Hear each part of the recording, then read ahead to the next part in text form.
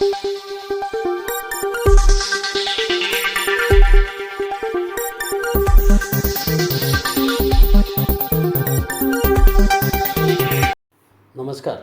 बागलाण तालुक्यातील मुल्हेर शिवारात गौण खनिज मातीची बेकायदेशीर वाहतूक केल्याप्रकरणी दोघांविरोधात गुन्हा दाखल करण्यात आला असून पोलिसांनी हायवा गाडी जप्त केली आहे. या कारवाईमुळे बागलाण तालुक्यात अवैध गौण खनिज उत्खनन आणि वाहतुकीचा प्रश्न पुन्हा एकदा चर्चेत आला आहे. मिळालेल्या माहितीनुसार मुल्हेर जामोटी रस्त्यावर मुल्हेर शिवारातच बराच काळ अवैधरित्या गौण खनिज मातीची वाहतूक सुरू असल्याची चर्चा होती. दरम्यान छत्रपती शिवाजी महाराज राजस्व अभियानाच्या निमित्ताने महसूल विभागाचे वरिष्ठ अधिकारी ह्या परिसरात आले असता एक हायवा गाडी संशयास्पदरित्या मातीची वाहतूक करताना निदर्शनास आली.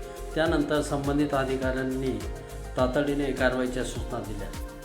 घटनास्थळी तपासणी करण्यात आली असता टाटा कंपनीची पांढऱ्या रंगाची हायवा गाडी क्रमांक MH41 AT 6890 मध्ये विनापरवाना गौण खनिज मातीची वाहतूक सुरू असल्याचे आढळून आले. या प्रकरणी यशवंत नथू खैरनार आणि अभिषेक राजेंद्र परदेशी दोघेही राहणार मुल्हेर तालुका बागलाण यांच्या विरोधात जायखेडा पोलीस ठाण्यात गुन्हा दाखल करण्यात आला आहे. याबाबत तलाठी जयप्रकाश सुधाकर सोनवणे यांनी फिर्याद दिली आहे. पोलिसांनी संबंधित हायवा गाडी जप्त केली असून पुढील तपास सुरू आहे. दरम्यान बागलाण तालुक्याच्या पश्चिम पट्ट्यात मोठ्या प्रमाणात अवैध गौण खनिज उत्खनन आणि वाहतूक सुरू असल्याची चर्चा या परिसरात रंगली आहे.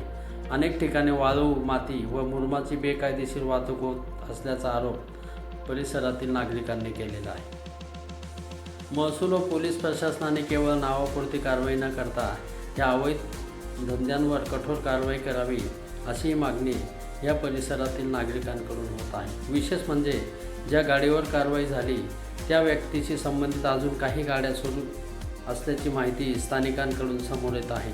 काही महसूल अधिकाऱ्यांच्या आशीर्वादाने ह्या गाड्या सुरू असल्याचा आरोपही परिसरातील नागरिकांनी केला आहे. एशियन न्यूजसाठी प्रतिनिधी सतीश कापडनीस, बागलाण. धन्यवाद.